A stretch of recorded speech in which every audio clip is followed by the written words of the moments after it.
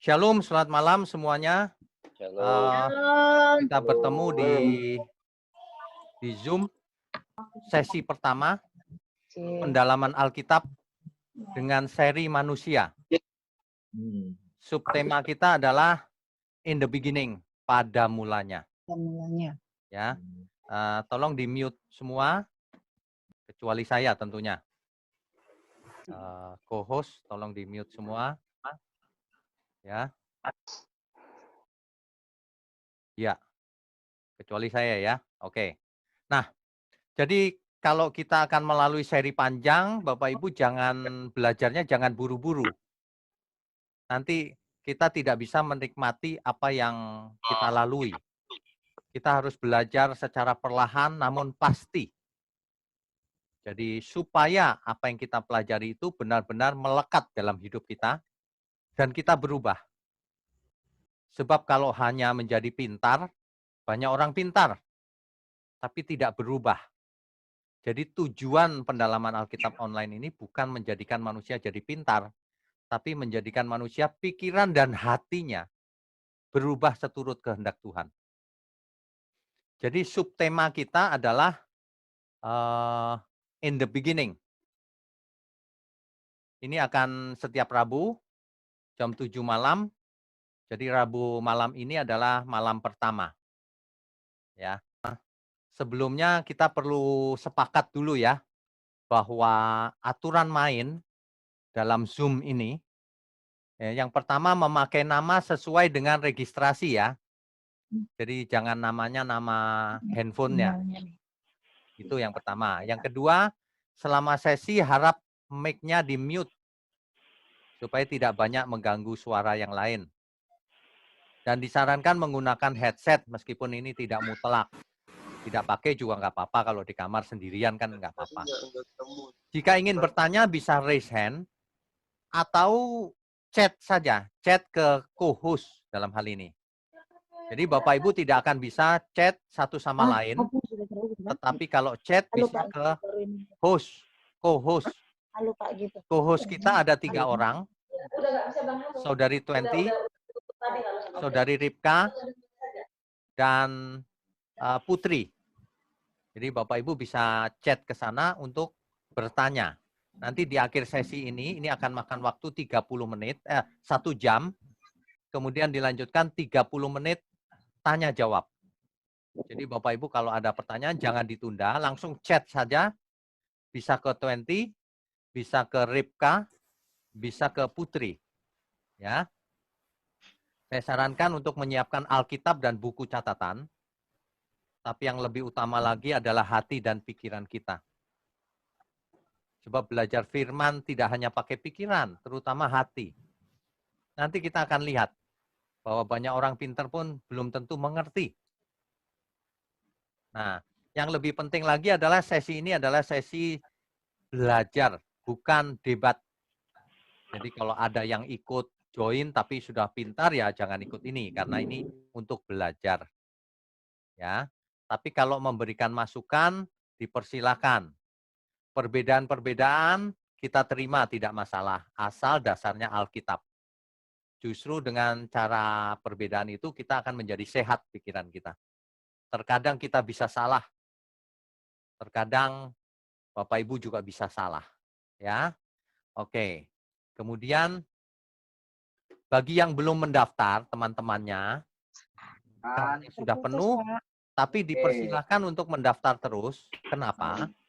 Karena dengan mendaftar maka bisa masuk ke WA Group PA online. Tujuannya adalah setiap komunikasi akan kita komunikasikan lewat WA Group tersebut. Ya. Bagi peserta juga disediakan aplikasi online Bible Study. Dan itu gratis, silakan diinstal. Yang berisi bahan-bahan yang berhubungan dengan PA ini. Jadi setiap hari Bapak Ibu bisa menjalankan OBS.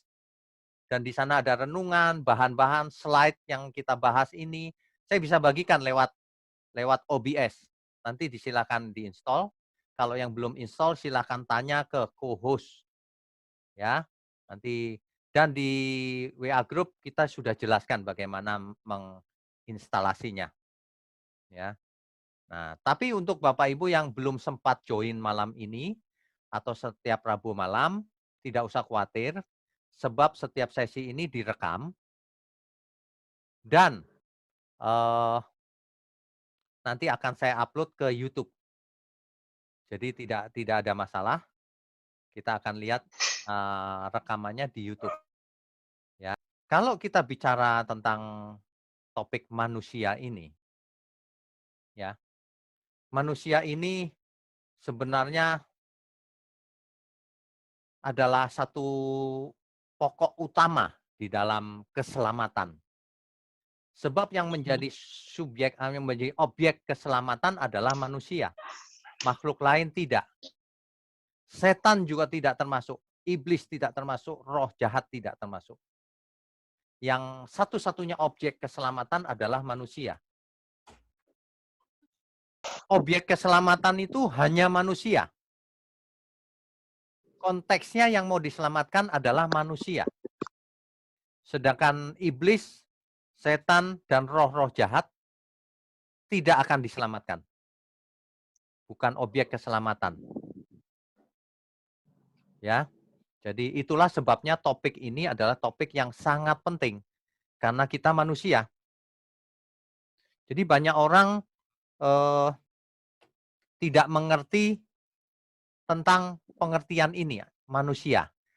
Istilahnya ini adalah antropologi. Antropologi itu berasal dari antropos dan logia atau logos. Artinya ilmu tentang manusia. Tentu saja menurut Alkitab. Ya. Oke, Bapak Ibu. Jadi banyak orang yang tidak mengerti siapa sebenarnya dirinya. Siapakah manusia itu?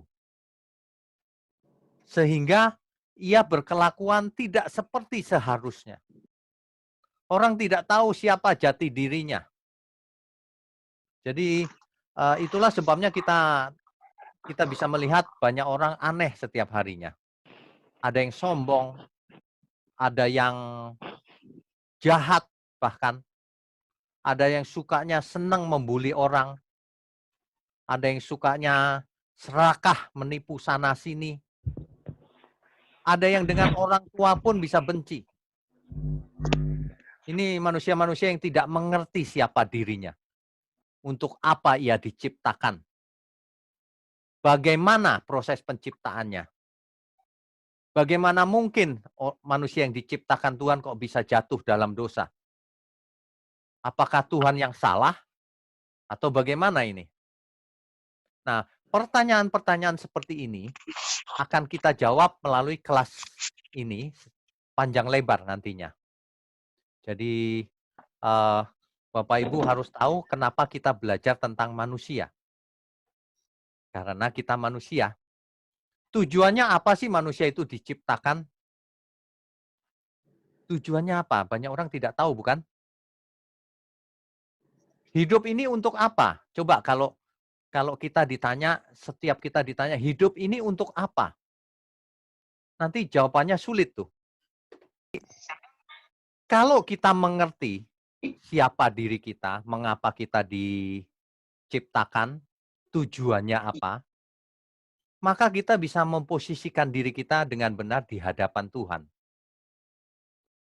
Kalau kita tidak tahu tujuan hidup ini apa, bagaimana kita bisa berkelakuan atau hidup sesuai kehendak Tuhan?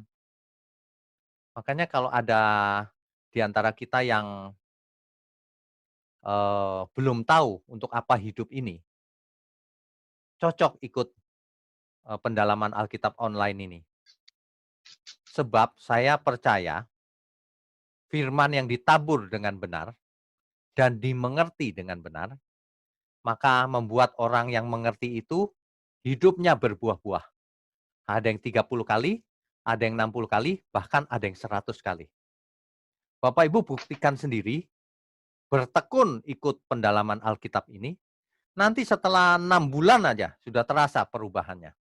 Setahun lebih hebat lagi. Tapi harus dihidupi. Harus dihidupi setiap hari. Ya, jangan cuma teori yang pintar. Sebab banyak orang teorinya pintar, tapi hidupnya jauh daripada teorinya. Tidak sesuai. Kejadian 1 ayatnya yang pertama. Pada mulanya Allah menciptakan langit dan bumi. Ini satu kalimat inilah yang akan kita pelajari malam ini. Hanya satu kalimat saja. Tapi nanti lari kemana-mana. Kalau kita mendengar kata pada mulanya, ini pengertiannya apa ini? Pada mulanya Allah menciptakan langit dan bumi. Pada mulanya Elohim menciptakan langit dan bumi. Jadi Allah di situ adalah terjemahan dari Elohim. Elohim. Ya. Ini co-host masih ada yang masuk ke waiting room ya. Tolong dimasukkan semua. Ya. Oke. Jadi pada mulanya Allah menciptakan langit dan bumi. Pada mulanya di sini apa artinya? Coba kita ke sharing screen.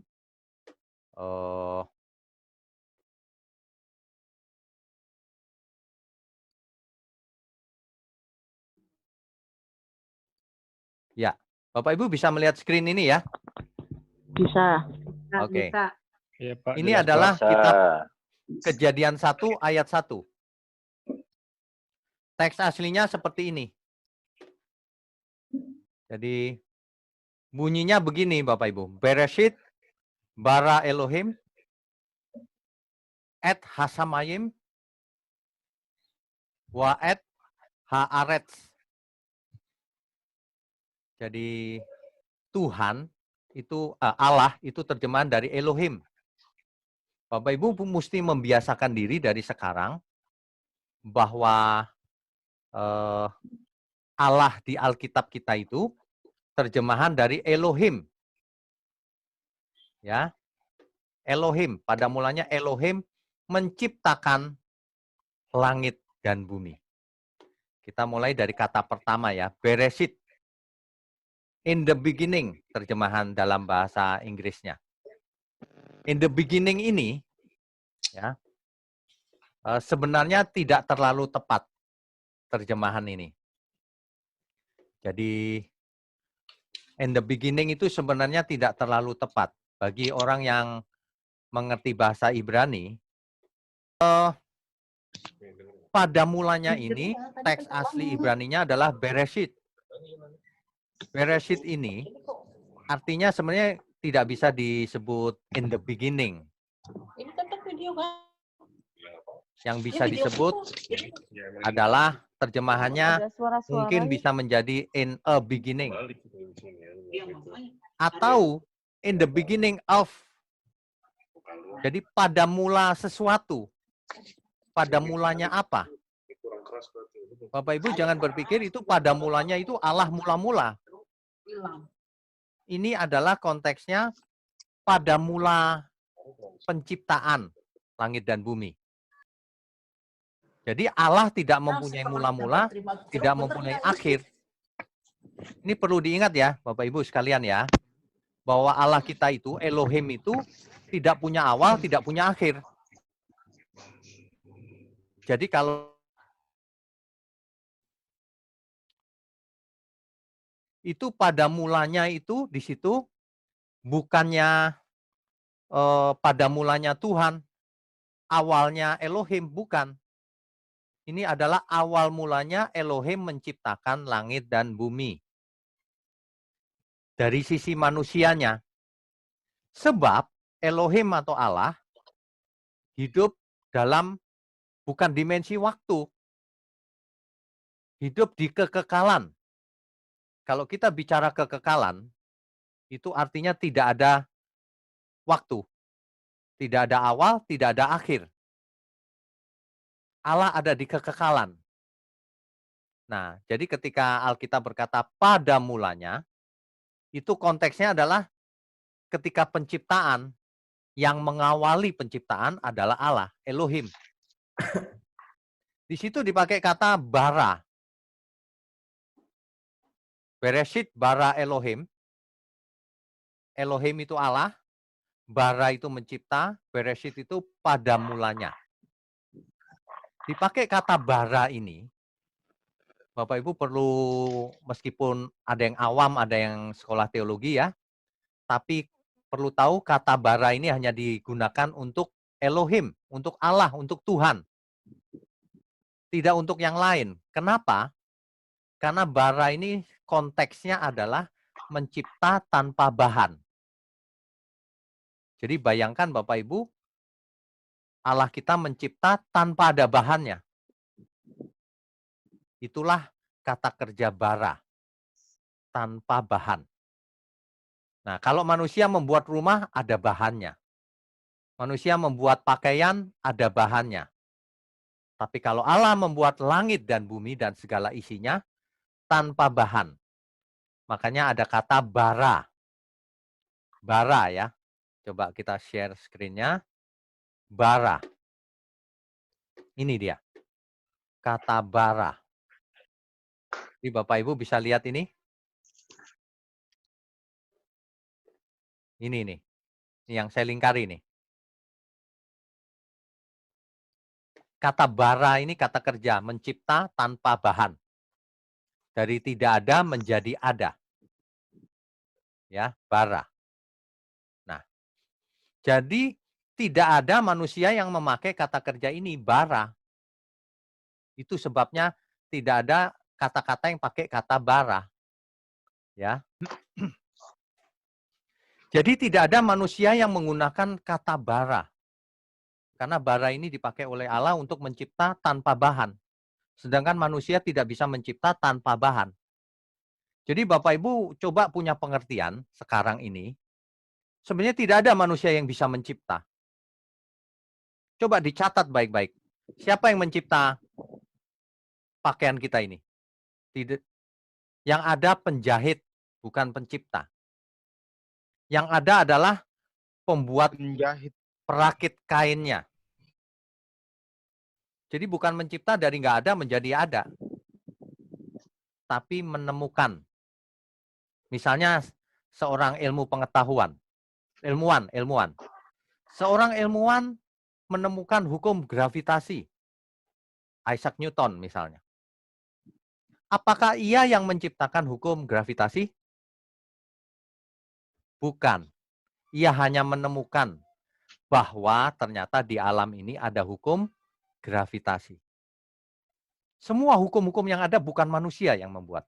Manusia hanya menemukan, oh ternyata formulanya seperti itu. Sedangkan yang menciptakan tetap Tuhan.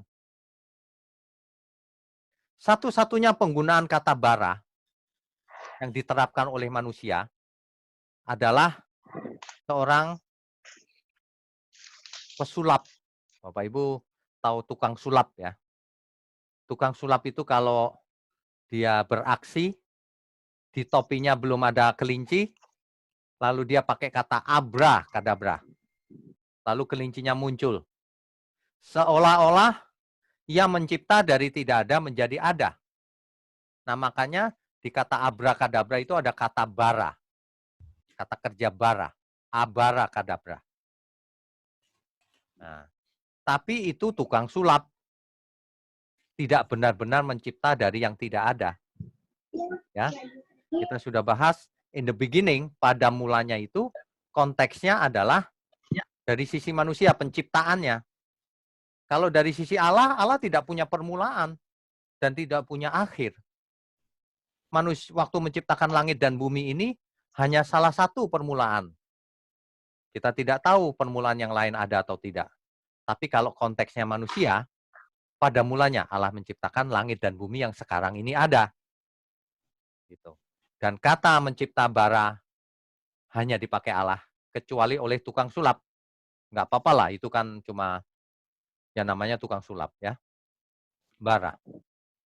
Elohim sendiri itu bentuknya jamak, Bapak Ibu. Bapak Ibu catat ya pelan-pelan. Nanti dengan berjalannya waktu kita akan belajar itu sebenarnya jamak atau tidak dan seterusnya. Kita pelan-pelan nih karena baru mulai. Ya, Bapak Ibu yang sudah mengerti harus sabar. Kita mau bareng-bareng rame-rame nih, ya. Oke. Jadi Itulah sebabnya kalau kita mengerti filosofi daripada semua yang mula-mula terjadi ini, maka dampaknya akan luar biasa. Tidak ada pencipta lain artinya. Sebelum penciptaan tidak ada waktu artinya. Dimensi waktu belum ada. Yang ada adalah kekekalan. Dimensi waktu terjadi ketika penciptaan langit dan bumi. Kalau menurut para ilmuwan, ada peristiwa namanya Big Bang, ledakan besar yang memulai penciptaan. Ini suatu teori yang tidak bisa dibuktikan sebenarnya. Memangnya ada orang yang bisa melihat dahulu menciptakan bagaimana penciptaan itu, terjadinya langit dan bumi? Tidak bisa. Itu bisa dikategorikan hipotesa. Big Bang teori. Teori ledakan besar. Jadi kalau para ilmuwan yang tidak percaya adanya Allah atau Tuhan, tetapi dia percaya bahwa ada teori Big Bang, maka ini belum lengkap artinya pengertiannya. Kalau saya mau tanya nih, mengapa terjadi ledakan besar? Ini para ilmuwan tolong jawab. Kalau mereka percaya bahwa terjadinya langit dan bumi ini karena ledakan besar, bukan karena Allah, maka itu tidak masuk akal. Kenapa? Karena tidak mungkin ada ledakan besar kalau tidak ada yang mengadakannya. Secara sains tidak akan terjadi perubahan kalau tidak ada yang mengubah. Jadi meskipun ledakan besar itu belum tentu benar juga. Seandainya benar caranya Tuhan mencipta mula-mula begitu, di luar angkasa sana terjadi langit dan bumi, itu pun ada Allah sang pencipta, yaitu yang menciptakan langit dan bumi dengan cara meledakkan Big Bang itu, seandainya teori Big Bang benar. Tapi kan belum tentu benar. Ya. Jadi ada poin-poin penting yang kita dapatkan malam ini. Yang pertama, pencipta hanya satu, Allah kita, Elohim, yang diterjemahkan menjadi Allah dalam bahasa Indonesia. Yang kedua, Allah kita tidak punya awal dan tidak punya akhir. Jadi kalau ada kata pada mulanya, itu adalah pada mulanya penciptaan, bukan pada mulanya Allah. Pada mulanya penciptaan langit dan bumi. Bagi kita mula-mula begitu tuh, gitu. Permulaan waktu. Ya. Yang ketiga, hanya Allah yang bisa mencipta dari yang tidak ada menjadi ada. Tanpa bahan. Kalau ada ilmuwan yang berkata, aku yang menciptakan pesawat terbang. Tidak, ia tidak menciptakan. Ia hanya merakit. Aku yang menciptakan komputer. Tidak. Ia hanya merakit, menemukan hukum-hukum fisika di dalamnya, membuat alat-alat elektronik, perhitungan matematikanya, dan sebagainya, teknik digitalnya, sehingga akhirnya menjadi komputer seperti yang kita lihat ini. Tapi itu bukan mencipta, itu merangkai. Merancang boleh, tapi merangkai. Memerlukan bahan. Ya.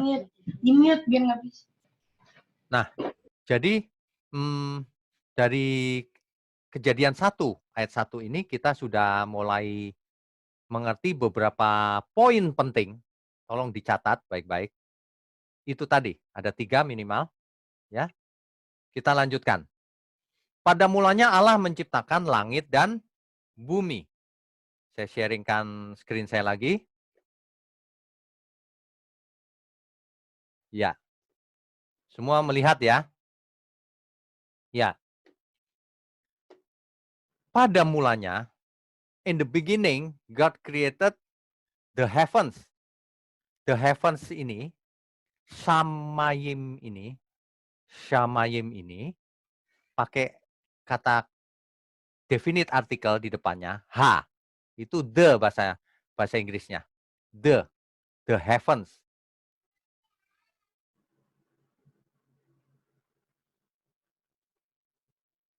Ini kalau ada yang menulis ya. Ya, Shamayim ini the heavens, ya, Shamayim. Nah, oke, yang dimaksud Shamayim adalah, ya, yang dimaksud Shamayim adalah langit terjemahannya dalam konteks ini. Nah, di konteks lain, Shamayim ini diterjemahkan menjadi surga. Kebetulan dalam bahasa Inggris diterjemahkan the heavens. Surga-surga, jamak. Langit-langit. Bapak Ibu tolong perhatikan bagaimana kalau orang Chinese berkata yang dulu belum percaya Tuhan, mereka berkata, mereka berdoa kepada Dewa Langit. Langit di situ, itu bisa berarti Samayim. Penguasa langit. Sangti, Sangtian, penguasa langit. Siapa itu penguasa langit? Siapa itu raja langit? Siapa itu raja surga? Sebenarnya yang dimaksud ya Allah sendiri atau Tuhan. Ya. Jadi Bapak Ibu kalau mendengar kata Shamayim itu artinya langit, ya. Langit atau surga, ya. Sebentar. Ini ada yang coret-coret anotasi. Tolong Bapak Ibu jangan coret-coret di sini ya. Kita lagi belajar nih, ya. Oke. Nah, dan di earth, Haaretz, bumi kita ini. Nah, jadi kalau bumi langit dan bumi yang sekarang ada ini, itu adalah hasil ciptaan mula-mula ini. Cuma keadaan di bumi sudah berubah. Karena manusia jatuh dalam dosa, bukan? Jadi sudah berubah, sedangkan langit belum berubah. Tidak ada apa-apa di langit, di bumi yang dikutuk oleh Tuhan. Nanti kita akan baca dalam pertemuan berikutnya, lebih detail lagi, ayat-ayat berikutnya. Ya, jadi dengan pelajaran manusia ini, jangan membatasi diri. Kita harus mulai belajar lebih luas lagi. Gambar besarnya harus ditangkap, terutama konteksnya. Ada banyak orang bertanya begini, kalau Tuhan ada, kenapa ada pandemi, Pak? Di mana perlindungan Tuhan? Kenapa orang-orang percaya dibiarkan sakit juga? Kenapa ada banyak hamba Tuhan juga dipanggil pulang, meninggal maksudnya? Nah, pertanyaan-pertanyaan ini akan terjawab dalam sesi yang panjang. Kita sedang belajar baru ayat pertama. Kitab pertama, pasal pertama, ayat pertama. Ya. Nah, Bapak Ibu kalau ada yang bisa mengakses internet, di internet ada interlinear namanya. Nah, ini contohnya bentuk interlinear Bapak Ibu. Jadi Bapak Ibu yang tidak belajar Ibrani sampai bahasa Ibrani sampai lancar, bisa ada bantuan dengan interlinear yang ada di internet. Ya. Nah, oke. Kalau kitab Kejadian ini diragukan orang tulisannya, kebenarannya, maka kita perlu tahu bahwa kitab Kejadian ini ditulis sudah lama, jauh sebelum kitab-kitab yang lain ada. Coba kita lihat seberapa lama sebenarnya kitab ini adanya. Ya, oke. Bapak Ibu bisa melihat gambar ini ya. Orang kita lihat kitab Taurat ditulis tahun kira-kira 1400 sebelum Masehi. Kitab Taurat itu ditulis 1400 sebelum Masehi, kira-kira. Oleh siapa? Oleh Musa. Meskipun ada beberapa teolog yang berpendapat itu kumpulan tulisan sebelumnya, katanya. Tulisan sebelumnya dikumpulkan oleh para rabi setelah lewat zamannya Musa. Tapi secara tradisional dipercaya bahwa 5 kitab yang pertama di Alkitab kita Perjanjian Lama itu ditulis oleh Musa pada tahun 1400 sebelum Masehi. Perkiraannya di sana. Ya. Nah, yang perlu kita tahu adalah jadi kitab Taurat ini kitab yang sangat tua. Ya. Kitab Taurat ini adalah kitab yang sangat-sangat tua.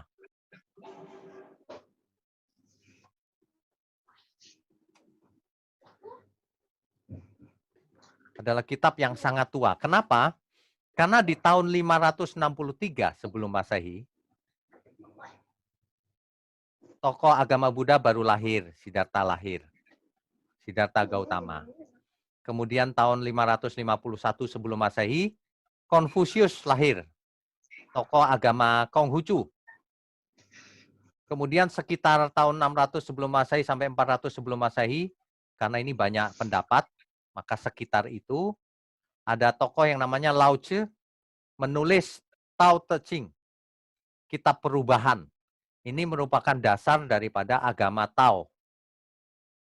Nah, sedangkan agama Islam, nabinya lahir 570 Masehi.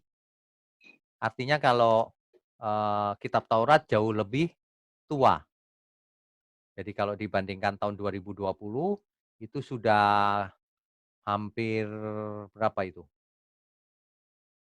2000 tambah 1500. Kira-kira hampir 3.500 tahun yang lalu kitab Taurat. Jadi pada mulanya Allah menciptakan langit dan bumi. Itu sudah 3.500 tahun yang lalu. Ya. Jadi kalau ada yang bertanya, kitabmu itu nggak terlalu tua, yang lain lebih tua. Tidak, ini sejarahnya. Jadi Bapak Ibu harus bisa menjawabnya.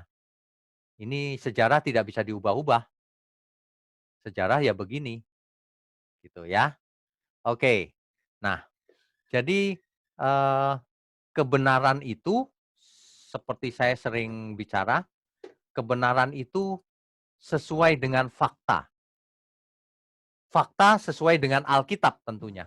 Jadi Alkitab harus diartikan secara konteks, secara benar, maka akan sesuai fakta, pasti. Makanya kalau ada seseorang yang bicara bahwa bumi ini gepeng, datar maksudnya, itu pasti salah. Sebab faktanya bumi ini bulat. Kebenaran itu sesuai fakta. Kalau seluruh dunia tidak ada yang percaya bahwa bumi itu bulat, tidak ada masalah, tapi bumi itu tetap bulat. Kalau ada yang tidak percaya bahwa kitab Kejadian itu real, nyata, dan benar-benar firman Tuhan, itu pun tidak ada masalah. Karena apa? Karena kitab Kejadian kita tetap firman Tuhan. Yang membutuhkan firman Tuhan adalah manusia.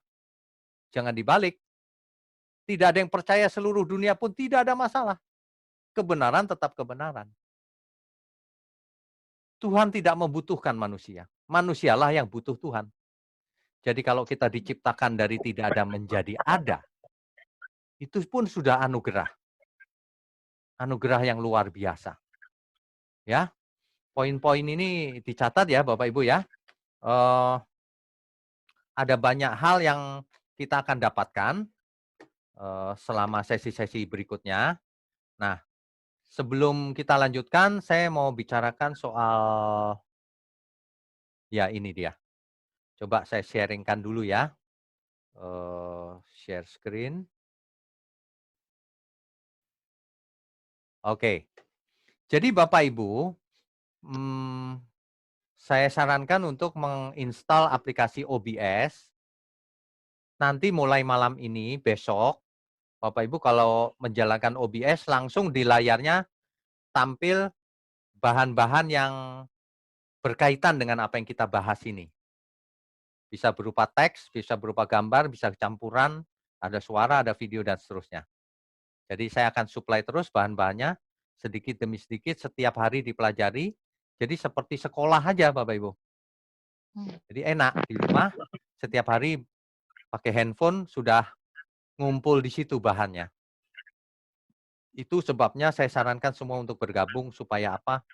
supaya juga terima, yang tidak ikut join di Yout di mana, di Zoom ini tetap bisa mengikuti melalui YouTube atau melalui OBS ya, balik lagi,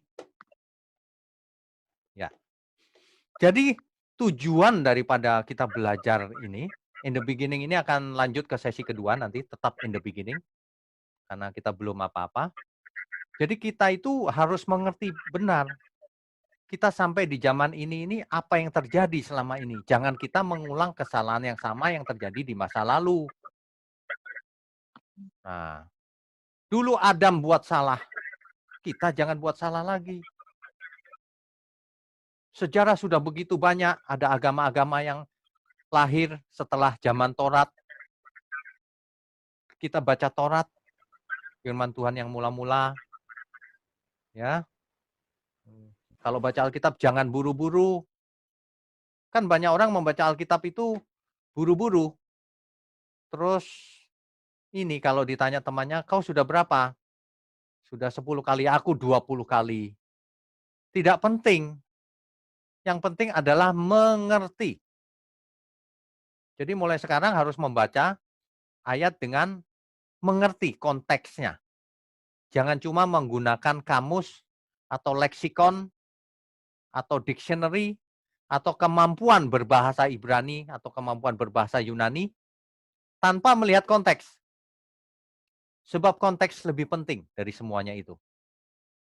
Jadi kalau Bapak Ibu yang tidak bisa bahasa Ibrani, tidak bisa bahasa Yunani, tapi mengerti konteksnya, itu bagus juga. Tapi kalau mengerti bahasa aslinya lebih bagus lagi. Tapi nggak masalah, asal konteksnya benar. Bapak Ibu nanti kalau sudah berapa sesi ya, akan melihat khotbah-khotbah itu banyak yang tidak benar sebenarnya. Cuma ya di internet banyak orang yang tidak mengerti, jadi eh, didengarkan, padahal tidak sesuai dengan konteks yang ada. Ya, Kitab Kejadian ditulis sudah lama dalam bahasa Ibrani. Ingat, bahasa Ibrani ini mula-mula ditulis tanpa vokal, tanpa tanda baca, tanpa tanda vokal yang disebut nikut, tanpa nikut-nikut. Nah, karena turun-temurun secara tradisi, hari ini kita masih bisa baca dengan benar. Kita bisa baca itu beresit, bukan birisit atau apa, burusut gitu, bukan. Beresit. Kenapa? Karena sudah diberi tanda vokal juga. Kita berhutang budi kepada para ahli masoret, sehingga hari ini kita masih menemukan Ibrani dalam gramatika dan lafal yang benar. Nah, jadi kalau ada orang-orang yang mengubah lafal Ibrani, bahkan tanda bacanya ada yang berani mengubah, maaf ya, itu salah pasti. Sebab Alkitab kita sudah baku tanda bacanya dan seterusnya. Ya. Nah, inilah sekelumit tentang in the beginning Kejadian 1 ayat 1. Antropologi atau ilmu tentang manusia ini, doktrin tentang manusia ini, itu sangat menarik dan luar biasa. Kalau Bapak Ibu mendengarkan seorang motivator, itu saja sudah menarik. Padahal motivator tidak memiliki dasar Alkitabiah. Kadang-kadang ngomongnya asal menghibur, asal ngomong, asal orang senang. Tapi kita sedang belajar dengan dasar-dasar Alkitabiah. Jangan dilewatkan, dicatat setiap poin yang didapat. Pengalaman saya ya, ketika kita mendengar kebenaran, itu tiba-tiba mendapatkan banyak sekali pencerahan. Sebab Alkitab kita juga berkata iman timbul dari pendengaran. Pendengaran akan firman Tuhan. Jadi kalau kita baca, coba bayangkan satu ayat saja dari tadi, kita sudah dapat poin sangat banyak. Jadi jangan buru-buru. ayat per ayat kalau perlu. Nanti kita lompat ke ayat yang penting-penting saja, ya. Karena kita lebih tekanannya kepada doktrin manusia, bukan kepada ayat per ayat, satu persatu. Tapi tentu saja konteksnya harus benar. Jadi Bapak Ibu pastikan nanti link YouTube-nya dibagikan ke teman-teman ya besok. Nanti kalau yang belum ikut, minggu depan sudah bisa ikut. Bapak Ibu sekalian, siapkan satu catatan. Kalau saya catatannya lembaran kertas bekas, tapi jangan dibuang, dicatat terus poin-poinnya, nanti kita lihat perubahannya setelah 6 bulan. Sebab setiap firman Tuhan itu berdampak dalam hidup kita. Sangat berdampak. Contohnya satu ayat aja, Kejadian 1 ayat 1 ini. Dari situ kita sudah tahu berbagai macam. Para ilmuwan yang tidak percaya bahwa ada Allah, mereka percaya evolusi, bahwa segala sesuatunya ada tanpa dicipta, ada dengan sendirinya. Itu benar-benar tidak alkitabiah dan tidak sesuai. Dan itu sebenarnya tidak sesuai dengan sains. Sebab tidak mungkin segala sesuatu ada dengan sendirinya lalu menjadi baik, lalu menjadi manusia, tidak mungkin. Ya, kitab Kejadian 1 ayat 1 ini pertama kali ditulis. Intinya yang penting itu supaya orang tahu bahwa ada Allah yang menciptakan. Bahwa kita semua diciptakan oleh Allah. Ya. Jadi Alkitab tidak pernah menceritakan mengapa Allah ada dan sebagainya. Sebab orang-orang yang menulis Alkitab yang dipercaya Tuhan untuk menuliskan firman-Nya sudah percaya Tuhan. Jadi tidak perlu pembuktian apa-apa. Itulah sebabnya di ayat 1 langsung berkata pada mulanya Allah menciptakan langit dan bumi. Bapak Ibu perhatikan baik-baik. Alkitab kita dimulai dengan penciptaan langit dan bumi. Nanti kalau kita belajar entah berapa tahun lagi, di kitab Wahyu, diakhiri dengan langit dan bumi lagi, tapi yang baru. Jadi Alkitab kita itu benang merahnya adalah keselamatan manusia. Jadi semua topik akan berhubungan dengan keselamatan manusia. Kalau ada ayat-ayat yang tidak berhubungan sama sekali dengan keselamatan, berarti itu bukan yang inti. Kalau yang inti itu adalah yang berhubungan dengan keselamatan dan itu tidak boleh salah. Ya. Bapak Ibu secara singkat saja, pada mulanya Allah menciptakan langit dan bumi. Kemudian manusia jatuh dalam dosa. Kemudian Nabi Yesaya bernubuat bahwa Tuhan menciptakan langit dan bumi yang baru. Karena yang lama mau dimusnahkan, maka diciptakan yang baru. Rasul Petrus menulis bahwa sesungguhnya kita menantikan langit yang baru dan bumi yang baru. Di kitab Wahyu diceritakan bahwa barang siapa menang, ia ada di langit baru, bumi baru bersama Tuhan, memerintah. Langit dan bumi yang baru, di sana tidak ada duka cita. Nah, jadi kalau kita lihat benang merahnya, jadi langit dan bumi itulah rencana awal Tuhan untuk dihuni oleh manusia selama-lamanya. Bapak Ibu kalau membaca Alkitab harus bisa berandai-andai sedikit, tapi dasarnya tetap benar. Coba bayangkan di kitab Kejadian, seandainya manusia tidak jatuh dalam dosa. Satu, tentu manusia tidak mati, akan hidup kekal di bumi. Kedua, Tuhan Yesus tidak perlu menebus dosa manusia, karena manusia nggak jatuh dalam dosa. Namanya juga berandai-andai ini ya. Manusia hidup kekal di bumi dan punya anak keturunan yang akan memenuhi bumi.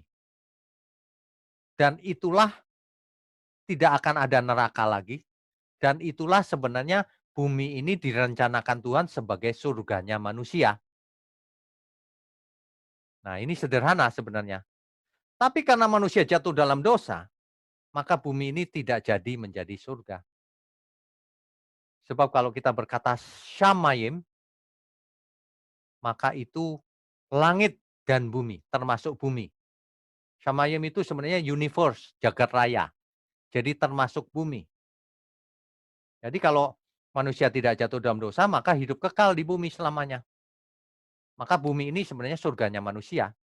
Tidak akan ada pandemi COVID seperti hari ini. Tidak akan ada orang menderita kalau Adam dulu tidak jatuh dalam dosa. Ya, jadi kita PA kita ini kan seminggu 1 kali, Rabu malam. Tapi ingat, Kamis pagi pun Bapak Ibu akan terima potongan-potongan ajaran kebenaran ini yang berhubungan dengan PA kita ini. Dan tiap hari boleh dibaca di OBS supaya melengkapi. Nah, sebagai catatan di situ. Selain Bapak Ibu harus mencatat sendiri, sebab mencatat sendiri itu tetap berbeda dengan ketikan orang. Kalau kita mencatat sendiri dari jauh, membaca tulisan sendiri itu sudah langsung familiar dan langsung mengerti.